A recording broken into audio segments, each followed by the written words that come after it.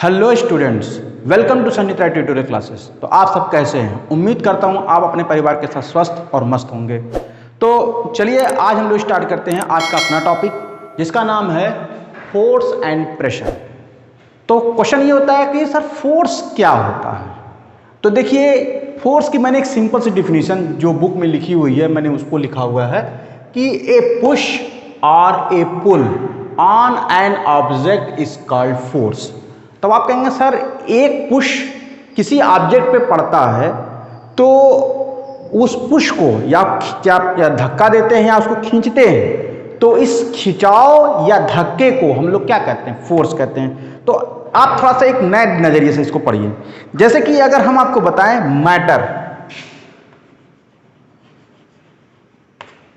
Matter हम सभी को पता है ये मैटर सॉलिड लिक्विड गैस कुछ भी हो सकता है। और हमने सभी देखा यूनिवर्स में सभी ऑब्जेक्ट या तो वो मोशन स्टेट में दिखेंगे या तो वो स्टेशनरी स्टेट में दिखेंगे, यानी रुके हुए स्टेट में दिखेंगे। यानी on the basis of situation matter को हम दो भागों में बांट सकते हैं, या तो वो स्टेशनरी स्टेट में होगा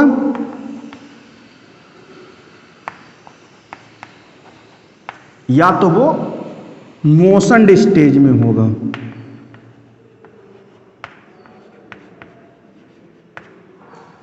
मतलब या तो वो घूम रहा होगा, चल रहा होगा, एक पोजीशन से दूसरी पोजीशन जा रही होगी, या तो वो रुका होगा। अब जैसे एग्जांपल के तौर पे आप और हम, अगर हम और आप, या फिर इसको हम और आप, जैसे कि आपके बुक्स, आपके घर के पर अगर टेबल पर कोई बुक्स पड़ी हुई है और आप उसको जल्दी देखना नहीं चाहते हैं, तो जब तक आप उसको टच नहीं करेंगे तब तक वो अपनी पोजीशन से हिलेगा नहीं। और जब तक वो अपनी पोजीशन से हिलेगा नहीं तो अनंत काल के लिए जब तक आप उसको छुएंगे नहीं तो वो हमेशा आपको वो उसी सेम पोजीशन में मिल जाएगा। तो उसको हम लोग क्या कहते हैं? स्टेशनरी स्टेट, यानी रुकी हुई अवस्था। और अगर हम जानते हैं अगर कोई ऑब्जेक्ट मोशन स्टेट में है और जब तक उस पर कोई एक एक्सटर्नल फोर्स न लग जाए तो तब तक वो घूमती रहेगी। अब आप कहेंगे कि सर यहाँ पे गाड़ी, कार का एग्जांपल देंगे कि जैसे गाड़ी जैसे चल रही है, अगर इंजन बंद कर दिया जाए तो उसको चलते रहना चाहिए। तो देखिए, टायर और जमीन के बीच में एक फ्रिक्शन फोर्स वर्क करता है और वो लगातार गाड़ी के पोजीशन के चेंजिंग को अपोज करता है, जिसकी वजह से वो रुक सकता है। लेकिन अगर आप ऐसी जगह जाइए जहां पर दो ऑब्जेक्ट एक दूसरे की रिलेटिव मोशन न करें, तो मतलब आपको जाना पड़ेगा स्पेस में। और जब आप स्पेस में जाएंगे तो आप ऐसे तैरेंगे, और जब तैरेंगे नहीं कि आपको उस पोजीशन तक बनाए रखने के लिए कोई रिलेवेंट में कोई अनदर फोर्स वर्क नहीं करती है। और जब वहां पे कोई अनदर फोर्स नहीं वर्क करती है तो आप एक स्पेस में जाइए और एक बॉल लीजिए और उसको अपनी पूरी ताकत से फेंक दीजिए। बच्चों, वो बॉल अनंत काल के लिए उसी फोर्स से यूनिवर्स में एक जगह से दूसरी जगह पर ट्रेवल करती रहेगी जब तक वो मार्ग में किसी दूसरे ऑब्जेक्ट से टकरा न जाए, यानी वो अनंत काल के लिए चलते। अब कहेंगे सर इसका दूसरा कोई एग्जांपल? दूसरा इसका एग्जांपल है जैसे आपके सूरज के चारों तरफ घूमने वाली पृथ्वी। जब तक इस पृथ्वी को इसके मार्ग से रोकने के लिए कोई दूसरा एक्सटर्नल फोर्स न लगाया जाए तब तक ये क्या कर रही है? आज भी देखिए करोड़ों बिलियन ट्रिलियन ईयर से ये आज भी सूरज की क्या करती है? चक्कर लगाती रहती है। तो यानी यूनिवर्स में मैटर आपको दो स्टेट में मिलेगा, या तो रुकी हुई अवस्था में मिलेगी या तो वो मोशन स्टेट में मिलेगा। और ये दोनों फोर्स किस वजह से क्रिएट होते हैं? अब मान लिया कोई ऑब्जेक्ट स्टेशनरी स्टेट में, तो मैंने कहा ना, जब तक आप इस पर कोई धक्का नहीं लगाते हैं तब तक ये स्टेशनरी बनी रहेगी। और जैसे कोई धक्का लगा दिया, जैसे मान लीजिए यहाँ पर आपने बुक रखी हुई है और उस बुक को यहाँ से पुश कर दिया, तो बुक अपनी पोजीशन चेंज कर लिया। और जब बुक अपनी पोजीशन चेंज कर लिया तो इसका मतलब इस रुकी हुई अवस्था से इस स्टेशनरी स्टेट में जाने के लिए जो फोर्स, जो पुल आपने लगाया, दैट इज ए फोर्स। अब आप कहेंगे सर स्टेशनरी स्टेट में, मोशन स्टेट में, मान लिया क्रिकेट तो आप बहुत खेलते होंगे, बिल्कुल खेलते होंगे। आपने देखा होगा जब आप फील्डिंग कर रहे होते हों और जब आपके अपोनेंट बल्लेबाज बैटिंग कर रहे होते हैं, तब वो जो गेंद को बाउंड्री लाइन की तरफ मारता है, तो अगर आप वहीं पर खड़े रहें तो गेंद आपके बगल से ही बाउंड्री लाइन क्रॉस कर जाएगी। लेकिन गेंद को बाउंड्री लाइन के बाहर जाने से आप रोक सकते हैं, कैसे? पकड़ करके। और एक बार अगर आपने उसको पकड़ लिया तो आपने क्या किया, एक एक्सटर्नल फोर्स लगाया, और जैसे ही आपने एक एक्सटर्नल फोर्स लगाया गेंद क्या हो गई, रुक गई। तो मतलब मोशन स्टेट को भी अगर आपने कोई बॉल इधर से बहुत तेजी से लुढ़कते हुए आ रही हो और आपने तुरंत इसको यहीं पे रोक दिया तो गेंद अपनी पोजीशन नहीं चेंज कर पाएगी। और आपने इस ऑब्जेक्ट में जिस वेलोसिटी से आ रहे और आपने इधर से जो फोर्स लगाया वो इसको क्या करेगा, मोशन स्टेट को इसको स्टेशनरी स्टेट में ला देगा। यानी हम ये कहेंगे फोर्स वो ऑब्जेक्ट है जो स्टेशनरी ऑब्जेक्ट को या तो मोशन स्टेट में ला दे या मोशन स्टेट को स्टेशनरी स्टेट में ला दे। ऐसे रिजल्टिंग फोर्स को हम लोग क्या कहते हैं, फोर्स ही कहते हैं। अपना अगला टॉपिक है इफेक्ट ऑफ फोर्स। अब इफेक्ट ऑफ फोर्स क्या होता है, मतलब जब कोई फोर्स अप्लाइड करते हैं किसी ऑब्जेक्ट पर तो उस ऑब्जेक्ट में क्या क्या चेंजेस हो सकते हैं, जरा सा देखिए और समझते हैं। सबसे पहले make force state, make motion state from in the rest. जैसे कोई ऑब्जेक्ट है, जैसा अभी मैंने पहले बताया था कि बॉल बहुत तेजी से आपकी तरफ आ रही है और आपने उसको क्या कर दिया, रोक दिया। यानी आपने एक मोशन स्टेट की बॉल को क्या कर दिया, चेक कर दिया। मतलब ये तभी रुकेगा जब तक आप इसको एक्सटर्नल फोर्स नहीं लगाएंगे। मतलब फोर्स किसी भी मोशन स्टेट में किसी ऑब्जेक्ट की पोजीशन को क्या कर सकती है, रोक सकती है। आपने फिल्मों में देखा होगा कि दारा सिंह जैसे महान महान पहलवान जब उनके ऊपर ट्रक लगाया चढ़ाया तो ट्रक को ही रोक देते थे। तो ये उनके बड़े अच्छे एग्जाम्पल हैं। दूसरा है make in the rest from the motion state. मतलब कोई ऑब्जेक्ट रुकी हुई है और आपने देखा होगा उसको मोशन स्टेट में करता है। जैसे आपने बच्चों फुटबॉल खेला होगा, फुटबॉल खेला होगा तो आपने देखा जब गोलकीपर बॉल को हिट करता है तो गेंद को पहले एक निश्चित पॉइंट पे रखता है और जब वो निश्चित पॉइंट पे रखता है तो गेंद की पोजीशन फिक्स होती है और गोलकीपर दौड़ करके जाकर के एक पैर से उसको ठोकर मारता है। तो जैसे उसको किक करता है तो गोलकीपर के पैर में जितनी एनर्जी स्टोर होती है वो फोर्स के रूप में गेंद के ऊपर लगती है और गेंद उछलते हुए दूसरे गोल पोस्ट पे चला जाता है। अगर मान लीजिए जिस बॉल को वो गोलकीपर स्टेशनरी पोजीशन में ला करके अगर दौड़ते हुए अचानक हवा चले और गेंद अपनी पोजीशन से हिल जाए तो क्या गोलकीपर सही जगह उसको भेज पाएगा? नहीं। इसका मतलब यह है कि हमें उस मोशन में स्टेशनरी स्टेट ऑब्जेक्ट को मोशन में रखने के लिए पहले उसको स्थिर रखना जरूरी होगा। ये दूसरा हो गया। तीसरा क्या, change the direction of the object. ये अच्छा क्वेश्चन है कि सर डायरेक्शन कैसे चेंज होगा। ये भी बहुत अच्छे अच्छे एग्जांपल है। जैसे आपने देखा होगा कोई बैटिंग कर रहा है और एक बॉलर का टारगेट क्या होता है, जब बॉलिंग करता है तो उसका टारगेट होता है स्टंप, कि मैं अपनी गेंद को उसके स्टंप पे मार दूं। ये बॉल की डायरेक्शन है। और जो बैट्समैन बैटिंग कर रहा होता है उसका क्या टारगेट होता है कि मैं बॉल को हिट करके कहां भेज दूं, बाउंड्री के पार। मतलब वो थोड़ी सा कि मारेगा बॉल तो बैट के स्टंप के नीचे से निकल जाए। तो वो क्या करते हैं, जब बॉल फेंकता है और जब बॉल उसको सूटेबल मिलती है तो वो एक करारा हिट करता है और जब वो हिट करता है तो गेंद जो उसकी तरफ आ रही थी वो प्लेयर के डायरेक्शन में क्या कर दी जा रही है, फॉरवर्ड कर दी जा रही है। मतलब ये किसी न किसी ऑब्जेक्ट की डायरेक्शन को क्या कर सकता है, चेंज कर सकता है। दूसरा, can change the speed. Speed वाला कहानी आप अपने बचपन में खूब खेले होंगे। याद करिए जब आप बचपन में साइकिल सीख रहे थे तो साइकिल सीख रहे थे तो क्या कर रहे थे, पहले किसी ने आपको बैठा दिया और जब बैठा दिया तो पीछे से क्या करता है, धक्का देता है। मतलब आपकी जो वेलोसिटी जीरो थी वो आपको क्या कर धक्का देते हैं और धक्का देते देते और आप धीरे धीरे पैडल मारते हैं और धीरे धीरे धीरे धीरे करते हुए आप साइकिल चलाना सीख जाते हैं। और जब साइकिल चलाना सीख जाते हैं तो आपकी पोजीशन स्पीड को क्या कर दिया, बढ़ा दिया जा रहा है, बढ़ा दिया जा रहा है ना। तो मतलब यह है कि आपकी पोजीशन, आपकी स्पीड को क्या कर दिया, चेंज किया जा सकता है विद द हेल्प ऑफ। या फिर आपने ये भी देखा होगा कि जब आप स्कूल से घर की तरफ जाते होंगे तो बढ़िया गाना सीटी बजाते हो, बड़े मस्त से जा रहे हैं, घर जा रहे हैं, घर जा रहे हैं। लेकिन अचानक से कोई लड़का आपकी साइकिल को क्रॉस करते हुए तुरंत बाहर आगे निकल जाता है। जैसे ही वो आपके साइकिल से बाहर निकलता है तो आपके मन में एक हीरो जन्म लेता है कि आखिर वो मुझसे कैसे आगे चला गया।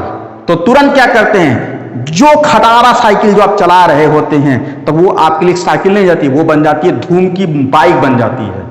और जो धूम की बाइक बन जाती है और आप खुद अपने आप को किसी हीरो में कंसीडर करने लगते हैं, उसका बढ़ाते हैं और वो आप उस बच्चे को ओवरटेक करते हुए आगे चले जाते हैं।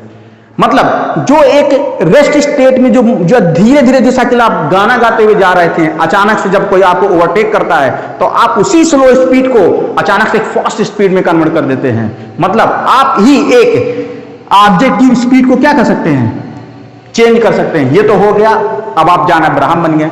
अचानक से आपके साइकिल के आगे कोई भैंस आके खड़ी हो जाए या पौरा कहीं बैठी रहे, तो जैसे ही भैंस तुरंत आप सडनली ब्रेक मारते हैं, यानी आप भी एक फुल स्पीड मोटरसाइकिल को अचानक से रेस्ट स्टेट में लाने के लिए क्या करते हैं, पोजीशन करते हैं, चेंज करते हैं। तो मतलब आप उस ऑब्जेक्ट की पोजीशन आप ही चाहे तो उसकी पोजीशन स्लो से हाई कर सकते हैं और आप ही चाहे तो उसकी स्पीड हाई से स्लो कर सकते हैं।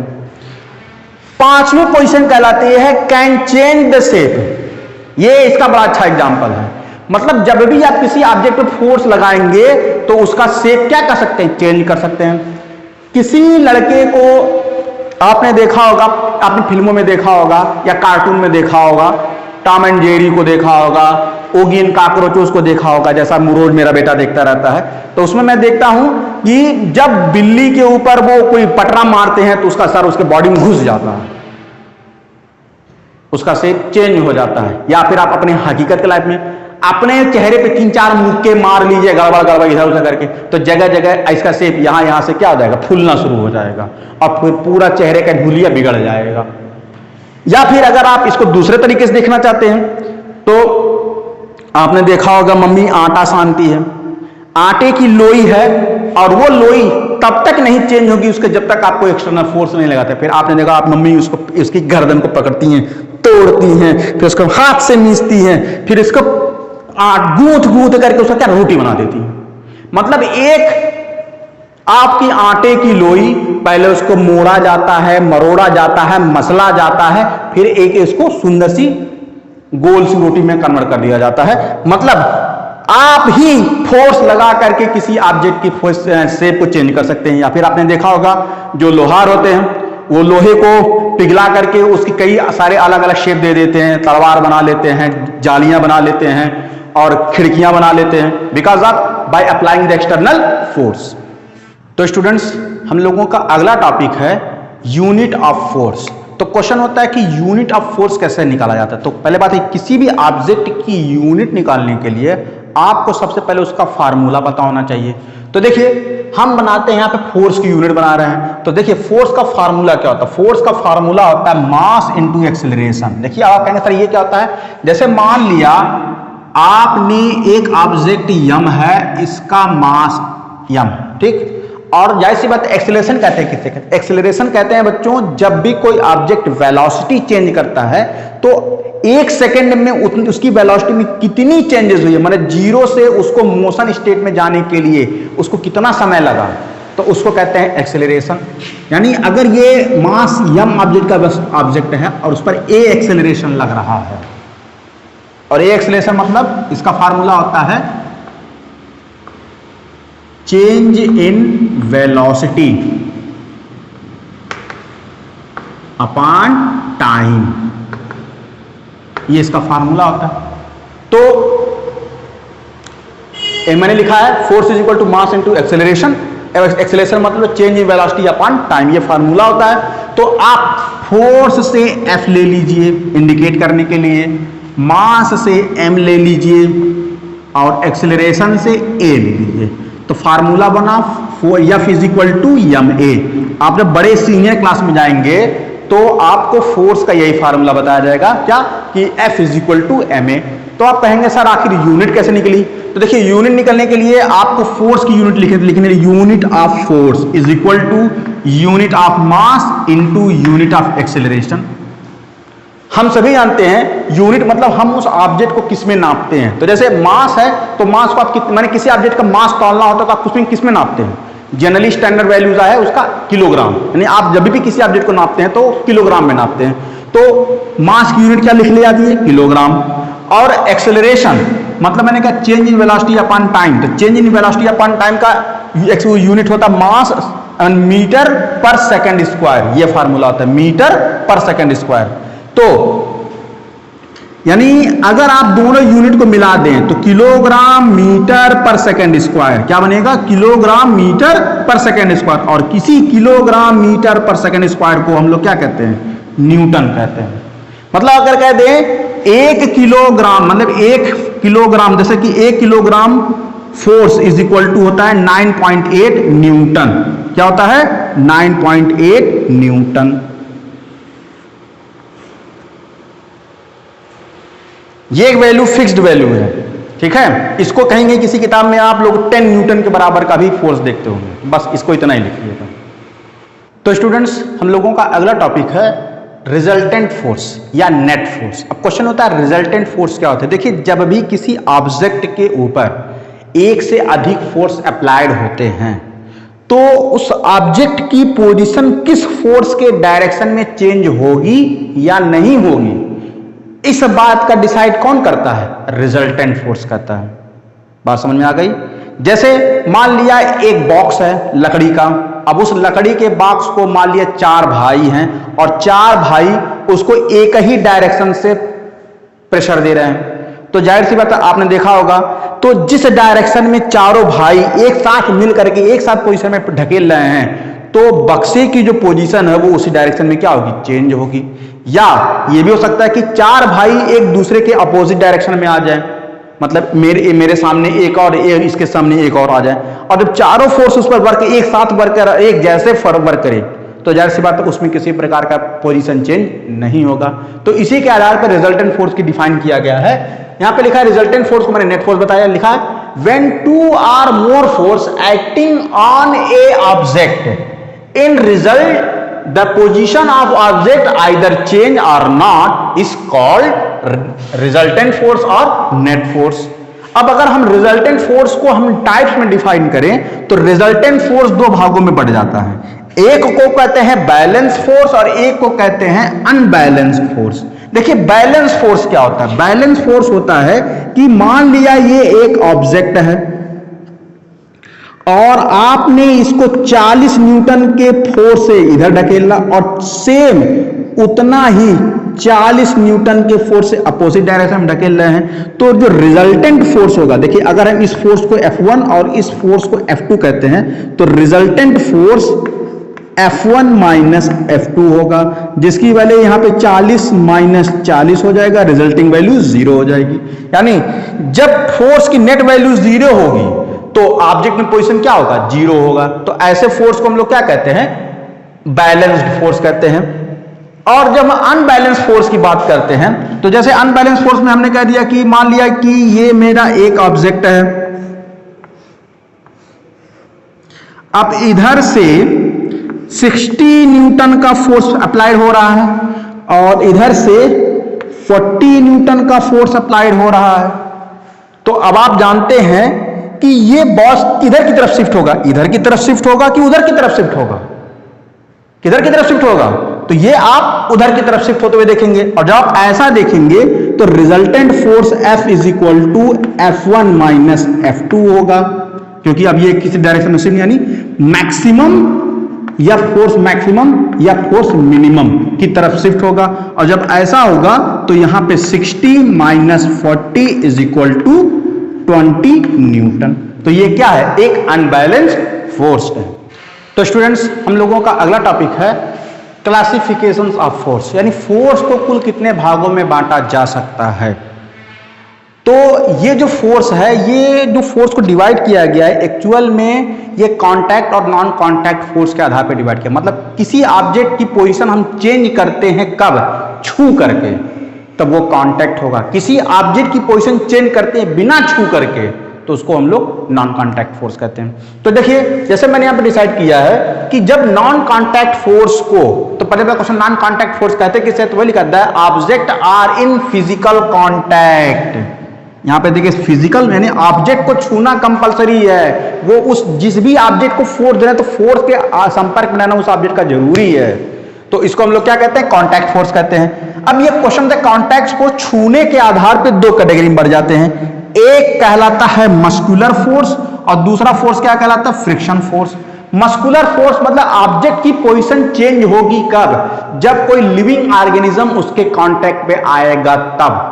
जैसे हम आप जैसे मैं किसी ऑब्जेक्ट को, ये चाक है तो मैं इसको यहां ढकेल के यहां कर रहा हूं, यहां कर रहा हूं, तो ये जो चाक है ये अपनी पोजीशन से तब तक नहीं हिलेगा जब तक मैं अपनी उंगलियों से टच करते हुए इसको धक्का नहीं दूंगा।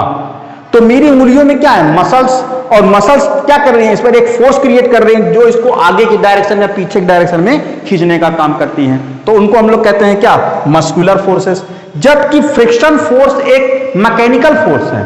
अब आप कहेंगे सर मैकेनिकल फोर्स क्या होता है? मैकेनिकल फोर्स ये होता है कि जब कोई ऑब्जेक्ट मोशन में, जैसे सड़क है और सड़क पर कोई ऑब्जेक्ट मोशन में हो तो उसका एक निश्चित डायरेक्शन होता है, ठीक। तो यानी जब वो ऑब्जेक्ट मोशन में, तो जैसे उस पर एक फोर्स F लग रहा है, तो इस फोर्स के अपोजिट डायरेक्शन में सड़क उल्टे डायरेक्शन में एक फोर्स लगाती है। यानी जब ये ऑब्जेक्ट एक दूसरे के रिलेवेंट अपोजिट डायरेक्शन में फोर्स वर्क करते हैं और दोनों ऑब्जेक्ट एक दूसरे के कांटेक्ट में होने चाहिए, तब इस फोर्स को हम लोग क्या कहते हैं, फ्रिक्शन फोर्स कहते हैं। और इसका रिजल्टिंग इफेक्ट क्या होगा, ये ऑब्जेक्ट कुछ दूर तक चलता हुआ क्या हो जाएगा, रुक जाएगा। तो अगला है non contact force. Non contact force मतलब इसमें वर्क डन हो गया लेकिन हमने छुआ भी नहीं। जैसे पुराने मुनारे ऋषि मुनि ऐसे करते तो वो खड़ा हो जाता था, गिर जाता था, तो ये सब नॉन कांटेक्ट फोर्स लगाते थे। तो अब नॉन कांटेक्ट फोर्स जो होते हैं वो कुल कितने टाइप के होते हैं, तो नॉन कांटेक्ट फोर्स 3 टाइप के होते हैं, 1 2 3। मतलब इसमें छूना जरूरी नहीं है लेकिन वर्क डन हो जाएगा। जैसे मैग्नेटिक फोर्स, आप एक बार मैग्नेट लीजिए और थोड़ी दूर पे एक कुछ लोहे की कांटियां लीजिए, आपको छूना नहीं पड़ेगा, आप दूर से मैग्नेट को ऐसे दिखाएंगे, सारी की सारी कील चिपक करके आपके मैग्नेट पे पास चली जाएंगे, ये कहलाएंगे मैग्नेटिक फोर्स। दूसरा है इलेक्ट्रोस्टैटिक फोर्स। इलेक्ट्रोस्टैटिक फोर्स मतलब यहां पे इलेक्ट्रिसिटी का वर्क होता है। अब आप कहेंगे सर इलेक्ट्रोस्टैटिक फोर्स, जैसे एक इलेक्ट्रॉन और एक प्रोटॉन के बीच में जो अट्रैक्शन फोर्स क्रिएट होता है उसको हम लोग इलेक्ट्रोस्टैटिक कहते हैं। या फिर अगर आप समझना चाहें तो आप ये कह सकते हैं कि आप कंघियां जब कंघी करते हैं, आपके बाल शैम्पू कर लीजिए और काफी बाल सूख जाए और उसमें तक कंघी करें तो देखिए आपके कंघी और बाल के बीच में जब फोर्स लगता है तो उसमें एक प्रकार का इलेक्ट्रोस्टैटिक फोर्स जनरेट होता है। अब अगर उस कंघी को अगर आप कागज के छोटे छोटे टुकड़े रख करके अगर दूर से ऐसे ऐसे करें तो सारे कागज आपके कंघी पर चिपक जाएंगे, यानी वहां पर भी एक मैग्नेटिक फोर्स क्रिएट होगा, but due to the resultant of transferring of electrons. तो इस नाते इस फोर्स को हम लोग क्या कहते हैं, इलेक्ट्रोस्टैटिक फोर्स कहते हैं। और तीसरा है ग्रेविटेशनल फोर्स। ग्रेविटेशनल फोर्स हम सभी जानते हैं, हमारे यूनिवर्स में सारे प्लैनेट हवा में एक दूसरे के साथ लटके हुए हैं और एक दूसरे का चक्कर लगा रहे हैं। जैसे आपका चंद्रमा पृथ्वी का चक्कर लगाता है और पृथ्वी आपकी सूरज के चक्कर लगाते हैं, और ये अनंत काल से आज तक बिना एक दूसरे से टच किए हुए ये फोर्स लगातार वर्क कर रहे हैं। That is because of gravitational force.